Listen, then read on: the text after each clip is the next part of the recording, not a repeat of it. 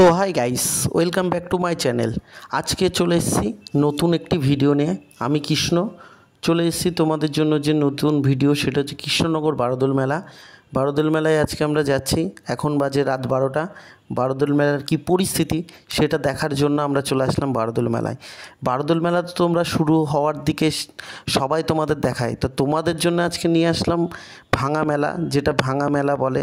আজকে যাবত 1 মাস মেলাটা চলছিল, তো আজকে মেলা শেষ হয়ে যাওয়ার দিন। তো আমরা রাত 12টায় ঢুকেছি। সে সময় দেখো ভাঙা মেলা যেটা বলে, তো এখানে জনসাধারণ পুরো শূন্য। এখানে যে যার দোকান ভাঙছে এবং নিয়ে অন্য কোথাও তৈরি করার জন্য আবার চলে যাচ্ছে। মেলা 1 মাস ছিল, মেলা শেষ হয়ে যাচ্ছে।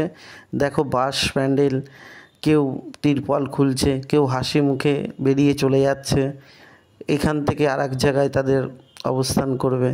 চলো দেখে একটু ঘুরে নেওয়া যাক, বারোদোলের পুরো ভিডিওটা দেখে নেওয়া যাক, চলো।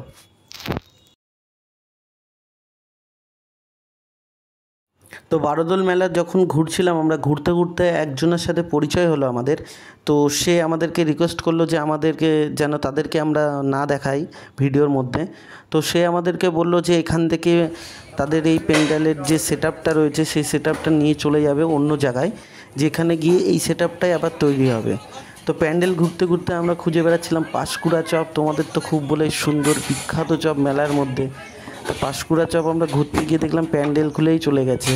তো মনটা খুব হতাশ হয়ে আবার এদিক ওদিকে বেরিয়ে পড়লাম তোমাদের জন্য দেখানোর জন্য যে ভাঙা মেলাটা কীরকম দেখতে লাগে।